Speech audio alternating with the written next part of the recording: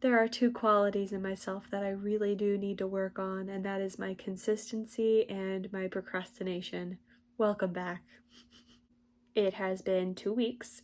I am due for a YouTube tutorial, so today I am going to teach you how to make a bee. So I think bees are actually pretty simple to make.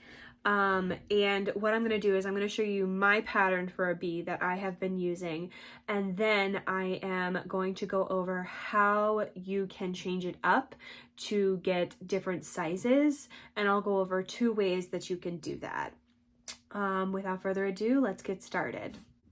You will need the following. You will need black and yellow yarn for the body of the bee, and then you will need white.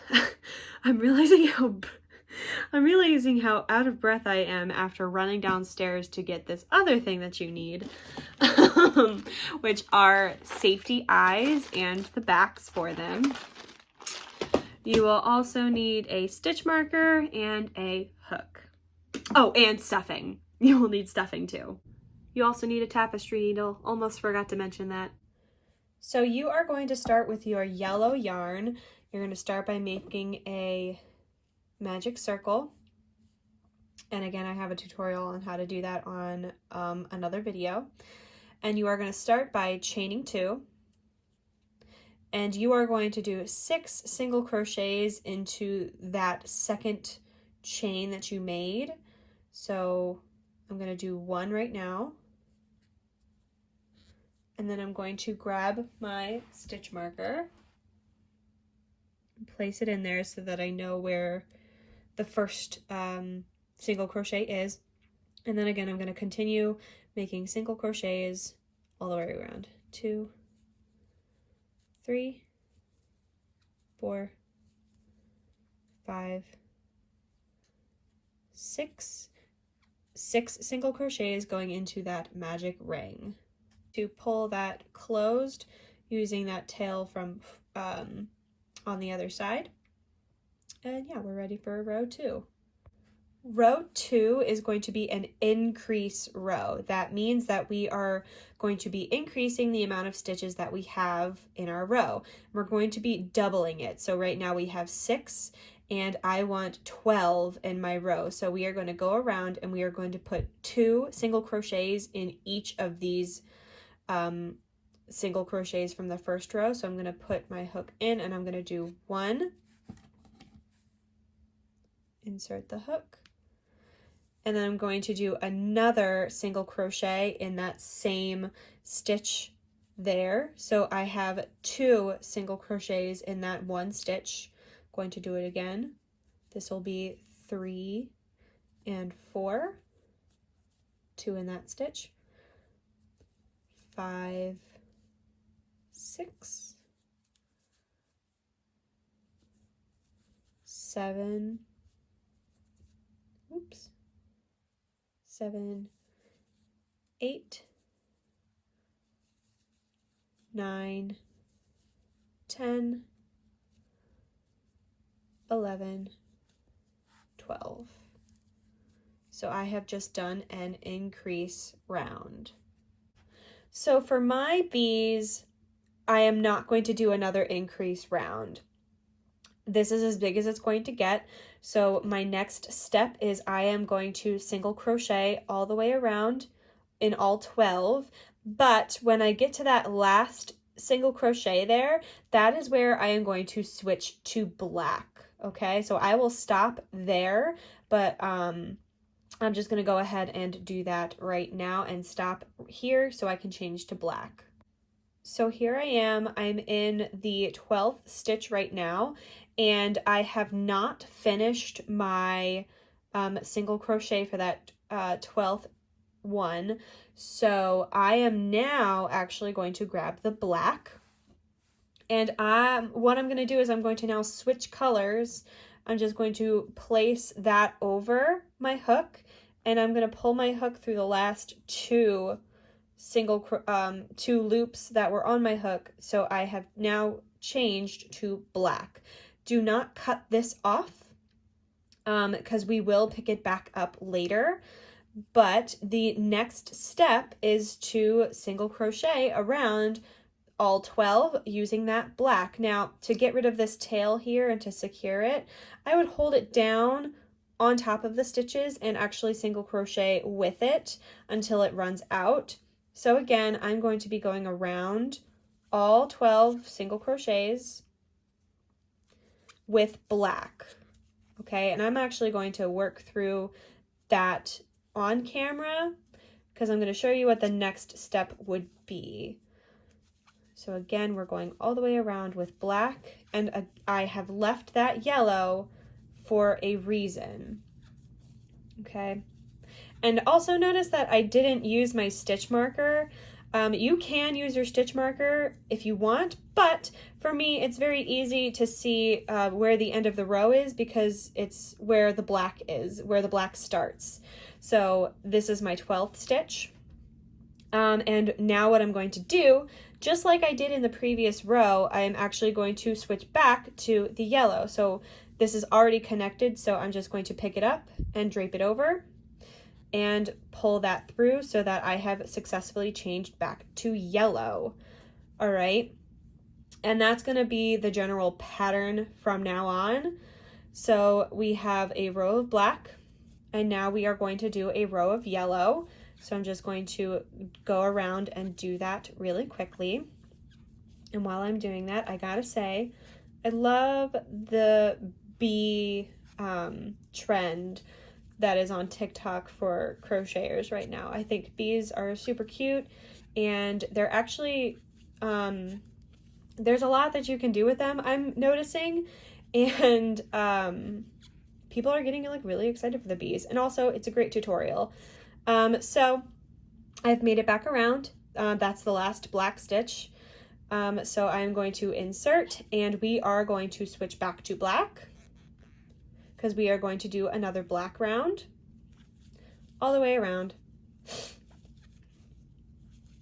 I'm sorry if you guys can hear like really bad my sniffs. I have really bad allergies. And so I feel really bad whenever I like sniff really loud on camera, and I try to cut it out if I get it at like the end of a clip, but sometimes if I'm doing like a long one like this, it just gets in there. Okay, I've done my black round, and now we are going to do one more yellow round all the way around. Okay, so you kind of get the idea. We're just going around doing single crochets of the colors and alternating back and forth. So what I'm going to do is I'm going to go all the way around in yellow, and I will see you back at the end, and I will show you how we close our bee. Okay, I am back to the beginning, and here is where we are actually going to get rid of our yellow. So we are going to change back to black one final time, and this is now where you can get rid of that yellow. Take your not kitchen scissors and snip that off, and like I did with the black before, you kind of want to hold the yellow down as you're going so that you can secure that tail and it doesn't come undone. So now for this final round of black, we are actually going to do decrease stitches all the way around. So we have 12 stitches right now, and we want 6. So we're going to decrease all the way around. But before you get too carried away, I am going to show you what to do with your safety eyes. So if you haven't used safety eyes before, or you don't have them, I definitely recommend getting them, especially if you do a lot of amigurumi, because like they're really cute. They add a little something to your crafts, but right now I need to figure out like what size eyes I want to use. So I just grabbed a 9mm, and it looks okay. If I like move, right now you're just trying to figure out like where you want your eyes to go. So I think I'm gonna go with 9mm. So I'll grab another one. This is the time that you want to add your eyes because you are getting ready to close your work, and you will not be able to do this after your work is closed. So I just added the 2 eyes. You want to grab your safety backs that should come with your safety eyes if you order them, and you are going to, I turn mine inside out just so that it's easier to get to, but you are going to secure your eyes in place. Should look like that from the inside, so I'm going to flip that back out, and now those eyes are secure in place.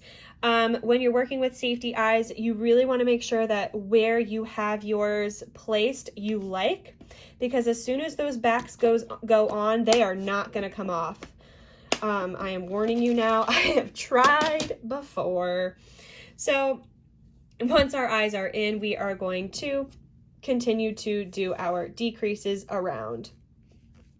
So I've secured that tail, so I'm just going to tuck it in, and I'm going to go around the rest of the way with my black, doing decrease stitches all the way around.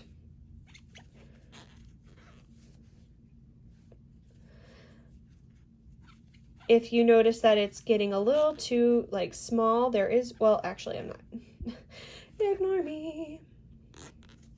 Okay, so I've gotten all the way to the beginning, but before you start to close off your work, you need to go grab your stuffing, and you need to stuff your little bee. So I got my stuffing. I'm just going to start putting it in.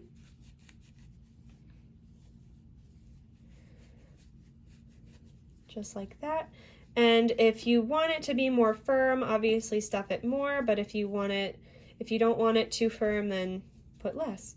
It's all goes to like how, like, it's all based on how you want it to feel or look. Like right now, I think that's good for my bee. So now I am going to take my not kitchen scissors, and I am going to cut off a nice long tail like that. I'm going to grab it through the loop. I'm going to pull it tight to close it off. And then I'm going to grab my tapestry needle, and I am going to now close off my bee. And I talked about this in my last video with the pumpkins, but you are going to go from the inside out all the way around. 1, 2, 3, 4, 5, 6, and then pull it closed. Boom, bam. There's your bee, or the start of your bee. Don't forget to kind of like knot this off so that you can, so that it doesn't come undone. I'm noticing like how impossible it actually is to see this black yarn. So I hope you guys are following along easy. Okay, I'm just showing you guys how I knot mine off. So I just like made a loop. I like put mine through like that. Boom, bam. And then just like for extra measure, I do stick my like thing through and just pull that like that. So it just has a little extra way to go if it does come undone, and then you just snip it off. And that is the body of your bee. Super cute. Now let's talk about wings. Wings, you need your white yarn, and you're gonna have to pay attention to this as I go through. So you're gonna make a magic knot, and you're gonna chain twice, just like always, and you're gonna start with a single crochet in that magic ring there. So a single crochet to start. Then you are going to do a half double crochet, half double crochet next, then a double crochet, all in that magic ring. Then you are going to do 3 triple crochets, 3 triple crochets, okay? Sorry, I'm just getting more yarn.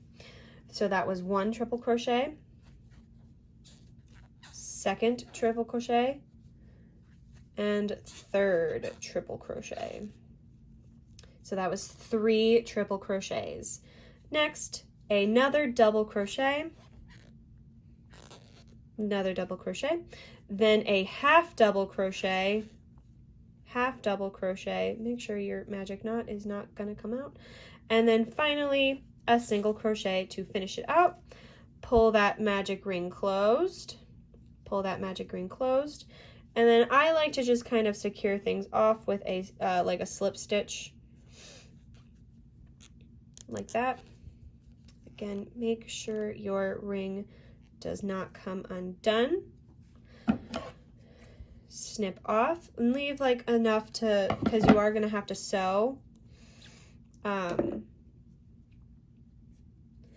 I am a little worried about that tail, so I'm just going to stick both through and I'm going to tighten it off, and that should hold that magic, that tail from before in place. So we have one wing done. Go ahead and make a second wing for me and I will see you back. Okay, now that you have your 2 wings, you're going to take your tapestry needle again, and now you need to sew the wings where they belong. I aim for at the top in that first black row. So I'm going to take wing number 1, I'm going to thread it through, and I will admit I'm not the most professional when it comes to sewing things on, so I'm just gonna start by like going through and I'm gonna pull it in. All right, then I'm gonna go back into the wing like that, and then I'm gonna go, if I can, back through that same place. I'm winging it right now. And then I will maybe like stick it through that little loop that I made, but don't pull it all the way, and I will put it back through and like tie it off like that. That's usually about as much as I can give for how to secure or like sew something on. Then I'll stick that through like that and just cut off the extra string. And then we have to do that same thing for the other wing. Oh my goodness. So we got to do the same thing for the other wing, but this time it's going to go on the other side. And then we will be done our little bee. So other wing is going to go here. I'm going to stick it through, pull it up, make sure it's facing up like that. Go through the wing, back, create that loop, pull it through, just like that.